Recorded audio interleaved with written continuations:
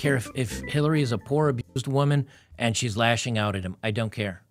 I don't care if Stephen is the nicest guy in the world and she turns out to be an absolute narcissistic witch that wants to drain every penny from him. I don't care. What I do care is being on the right side of this situation. And that's easy. Don't get married. Guys, welcome to Better Bachelor. My name is Joker with a face for radio and a voice for print. I realize I'm a little shiny and see-through here today. My light's bleeding through pretty heavily through the beautiful open window I have. So I don't look pretty, but that's nothing new. Anyway, so Steven Crowder, now coming to light, he's big in the news today. His divorce has gone public. A lot of the information's going public. People are either siding with him against his evil, manipulating, horrible wife, or people are siding with his wife, the poor woman who had to put up with this manipulative monster. And here's what I think. I don't care. I don't care about either one of these people. I don't know them. I don't really know what happened because I wasn't there. It's going to boil down to whose credibility. Do you like Steven Crowder? You probably believe him. Do you hate Steven Crowder? You probably don't believe him. Either way, his name's getting dragged heavily through the mud. And I'll tell you the TLDR, which for those of you that don't know means too long didn't read. It's not worth it. Marriage is not worth it. Period. He tried to get custody of his kids. She's trying to get custody of the kids. He has to pay her $25,000 a month by splitting their property. She claims she needs that money for divorce attorneys. He claims she's using it to sue him for more money. It's a hot mess. And no matter which side you take on it, again, it doesn't really matter. The point is, here's a guy who is self-admittedly said, I chose poorly. Maybe he's a bad guy. Maybe she's a great and wonderful woman. He still didn't choose the right woman for him because, boy, is she taking everything or as much as she can from him. Maybe he deserves it. None of this stuff do we know. But at the end of the day, you can be for Steven Crowder or against Steven Crowder. The argument still remains, and my point is still perfectly valid. It wasn't worth it now, was it? Because he's either going to lose millions of dollars just to have the rights to his kids, or he's going to lose that and lose the kids he has, plus losing a crap ton of money paying for her lawyers, paying for probably what comes to child support, and maybe even alimony. I don't know how the Texas laws are, and having your business and your quote-unquote good name dragged through the dirt. You know, he was quite a bit more popular before the first round of this crap went on, and then some employees came out and said he was a bad guy, and then his credibility fell further, and he lost more supporters, and now his wife's coming up. Again, they may all be right. I don't know. I mean, unless you're directly involved, it's a lot of he said, she said.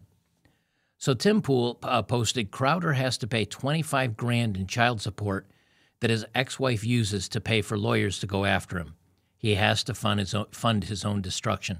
How effed is the U.S. divorce court? And this is from Gerald A., one of the guys that works on the show with him and is a friend of his. You know, I've watched the show. It's been a long time since I have. I like Gerald. I like Steven and the show that he puts on. I don't know what the man's like, his personality is like, you know, when he's off screen. But he said, you may have seen these public claims about hardships. Fact, Hillary is paid $25,000 a month by Steven. And they have the images here. Let me pull up those images that he was talking about. And you can see here, it says during the course of discovery, during the divorce, 2 of my phones were forensically examined and imaged. Steven received 18,733 pages of text messages after those forensic examinations. Louder with Crowder, LLC, in its official LLC form, was informed in Texas in 2017, a true and correct copy of et cetera, et cetera. And here's the part that they highlight. The judge in the divorce proceedings ordered that Louder with Crowder, or him, has to pay me $25,000 per month pursuant to a temporary order during the duration of the divorce. Steven tried to reduce that amount but was unsuccessful. I can barely pay my divorce attorneys, let alone the attorneys in this litigation, with that amount. What kind of attorneys is she hiring that is costing Stephen $25,000 a month? Now, again, I don't know what's going on with all that stuff, but imagine you and your woman going your separate ways. You're the bread earner, and you're successful, and you have to pay her $25,000 a month so she can use that money for divorce attorneys and attorneys to sue you for maybe child custody, maybe for extra money. And then she posts this where she's now looking for work to earn extra money because she says the money that she has, that she's getting, is not enough to pay for everything, including suing him. Now, this is Lauren Southern, who's I guess a political pundit and news. She does documentaries. She's an author, a filmmaker. She's got 600,000 followers, so she's followed by a lot of people. She says, yes, he's launched an extraordinarily litigious lawsuits against her and her family that she cannot afford because she quit her job to be a stay-at-home mom. He also then went for full custody of the kids, but thankfully she was awarded some funds to prevent herself from becoming homeless and having her children taken. Well, you say thankfully she was given the rights to her kid. What about guys that lose their rights to the kid when they've done nothing wrong? Wouldn't it be thankfully or unfortunately she got money? See, it depends on what side of this coin that you're looking at everything.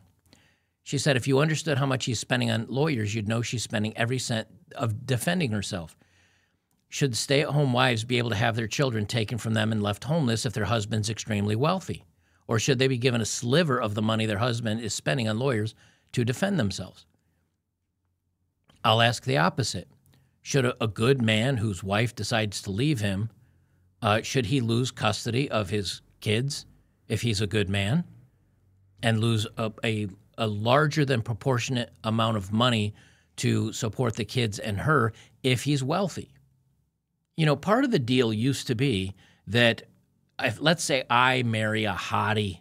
She's just a hot gal, and she gives up the booty to me. And the deal of that is, look, you're attractive. You're going to sleep with me. You're going to maybe have my children. You're going to take care of the family, and I'll bring my huge sum of money to the table. I'll take care of us. Well, if she decides to become fat and take away the booty and try to take away the kids and leave, it's different if the guy kicks her out, right? If the guy says, you go, I think she's owed some compensation because he's the one that decided to break the deal. But if she decides to break the deal, how is it she can take the booty and the beauty and the kids and walk away? And so he gets nothing, but she still gets everything she got in the relationship minus the man. She still gets the money and the security and the peace of mind that she's going to be taken care of for the next, 13 to 15 years, depending on the age of the kids, maybe 18. That's where things went south, is that women get the cash and prizes. Now, Gerald A., they put out a 30-minute video. I'm not going to go over it. This is a very complicated and involved thing where, each party is accusing each other of all the bad things. We're going to find out. There's going to be a court that gets all the documents and all the information and everything that is supposed to, and then they're going to come to a decision. And based on that decision, I'll make up my mind. Right now, it's a lot of he said, she said. And the people that are arguing about this stuff and the people that are taking sides, it boils down to who you feel is credible and who you want to believe. Because right now, we don't have any information. There's some out there that's slowly being released. And I'm looking over it, but until, each side's presenting, this is what drives me crazy when things like this happen. Each side is going to present what shows their side right. And there might be some information they're going to leave out that maybe doesn't put them in the best light. And only a court that gets to see all this information is going to be able to make a decision. And you know something? It doesn't look good for Stephen because he's a man. Let's face it. He's a man. And he's a public figure, and he's conservative, which a lot of people also don't like. And no matter what way this all falls out, my contention still stands to the Daily Wire crew, to Steven Crowder, to the people that are coming against this kind of content saying, well, yeah, but you just didn't find a good one, or you just didn't, or you need to do research or whatever. You look at the face of this guy. Do you think he thought he made a bad decision back in the day? He found himself a beautiful woman that wants to be a stay-at-home mom, raise a family, take care of the kids. See, this guy's happy. This was before everything collapsed. That guy wasn't thinking here we'd be, a dozen years later or whatever. That's the problem. Let's go both directions with this. Steven Crowder is a horrible monster. He turned into a nightmare after they married, and she deserves every penny of this. Okay, maybe that's fair. Should she be getting other parties involved to ruin and trash his name? Should to put a peer pressure campaign against, because that's kind of what the contention is, to put a peer pressure campaign against him so he'll fold, so she'll just leave him alone? Because that's kind of what it appears to be so far. Maybe he was a monster. Okay, she gets away. She gets divorce proceedings. He loses the battle and has to pay money out to her. That's not where this is going, though. This is going to where she's publicizing things and going to the media, talking to other people about it's public now. This is no longer a private matter. And when you're a public persona, you lose your shirt. Now, maybe you say that's justified. But the whole point is it's not just between him and her anymore. It's between everybody. Is she right to do that? Let's say he's right and she's the monster. It's still, now she's coming after him. Now he still has to go through more courts and more court proceedings. And now he has to put out, world tour apology statements. And his friends need to come out and verify. Is any of this worth it? Is any of it worth it? Maybe for his kids, but he doesn't get to keep the kids maybe. Or maybe he gets limited supervision. See, this is the problem when women say, oh, he's a monster. Everybody says, okay, he's a monster. Take the kids away. Or that he only can have supervised visits. Is any of it worth it? That's my overall question. Is it worth it? Here, we joke about divorce rates and what they are, but if there was 5 M&Ms out of 100 and you eat them and it's going to ruin your life and end up putting you in an early grave because of stress and everything else, would you do it? But the rest of the M&Ms, you'll be satisfied. Things will be okay. We know the statistics are a lot worse when you look at divorce statistics and the amount of women that file, and then the women that say you were a bad man to get custody of kids and extra money payout, and the number of women that maybe you don't get divorced, but she eats too much, or she nags you all the time, or something goes wrong. You're talking about 40 or 50% of those M&Ms being horrible. Well, Steven Crowder got a mouthful of bad M&Ms. And maybe he deserves it and maybe he doesn't. But either way, if Steven hadn't gotten married, if Steven didn't have kids and everything else with this woman particularly, he wouldn't be in this predicament. Now, maybe he'd have former employees telling him he's a bad man. I don't know. But it's a whole big difference. From SCNR, exclusive, Louder with Crowder files lawsuit accusing Jared Monroe, who is one of his former employees, and Hillary Crowder, his ex-wife, of extortion scheme. Jared said, I just don't want Steven Crowder anywhere near those kids, Jared Mettello says in a text message to Hillary Crowder. Maybe that means Steven's a horrible man. Of course, they put a picture up here of Steven looking very serious and kind of angry. How's this ex-employee now getting involved with his wife on this stuff? See? To me, it sounds a little like simpy behavior. Like this guy's like, yeah, I'm totally with you, Hillary. Let's get him. Mettello's raised more than $72,000 in donations in just over a day after accusing his former employee of legal abuse. Despite the seemingly sudden conflict between him and Crowder, Mettello parted ways with Louder with Crowder all the way back in August of 2018. At that time, he signed an agreement with the company that included a non-disparagement clause. Now, if it says that, if he signed it, a disparagement clause, that means you can't disparage him. That's what it means. Now, if you didn't want to sign that clause, then you could disparage him. That's like an NDA, a non-disclosure. If you sign this NDA, we'll give you $200,000, but you can't talk about the case. You either A, take the money and shut up, or B, say, I'm not signing that, and then you talk about the issue. You know, the attorney that Hillary Crowder has hired is the same attorney that there was a baseball player, and I did a video on this. I don't have his name. There was a baseball player, young guy, who hooks up with this chick, and then she says he did all these awful things like beat her and hurt her. Come to find out, all of that was false. But in the meantime, it ruined the baseball player's name. He got fired from the MLB. He had to go through court. And in the end of it, he didn't sign an NDA, and he came out and spilled the beans on all of it, on what this woman did, and the texts and the extortion she tried to take him through. Well, if you sign the non-disparagement clause, you're done. You said, I agree, I'm not going to say anything about this. And then he turns around and comes out and says it. And obviously when he says this former employer did X, Y, Z, everybody knows who he's talking about. You're not safe from that just because you don't mention the name.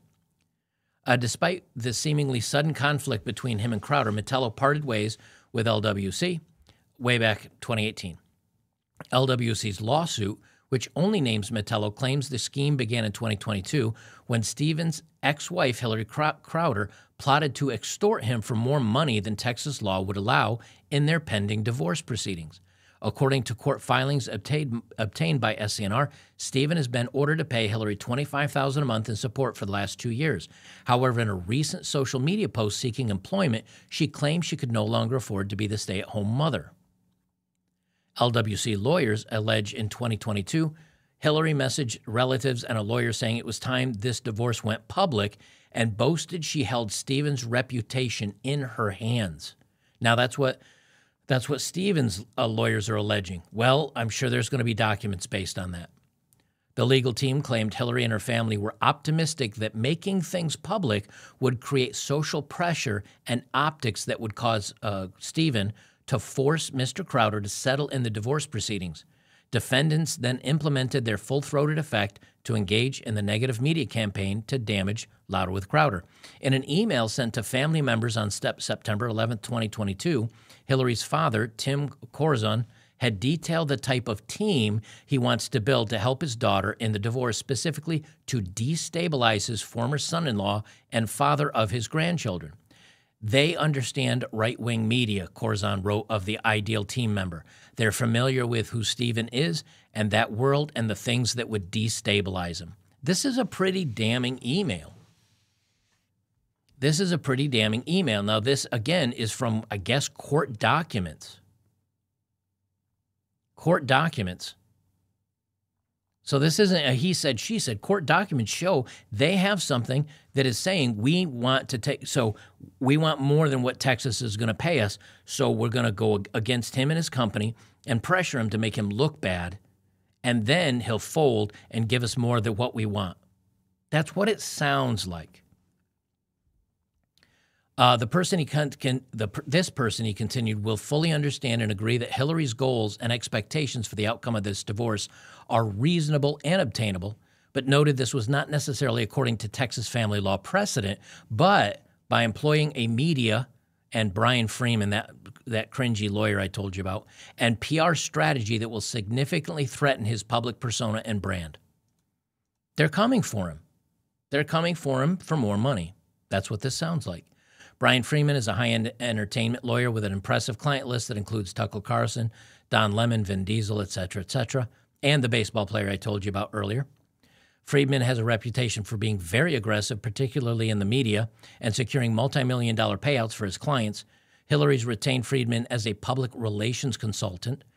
As of November 2023, she'd already paid him between $20 and $25,000, although he does not appear to have any family law experience.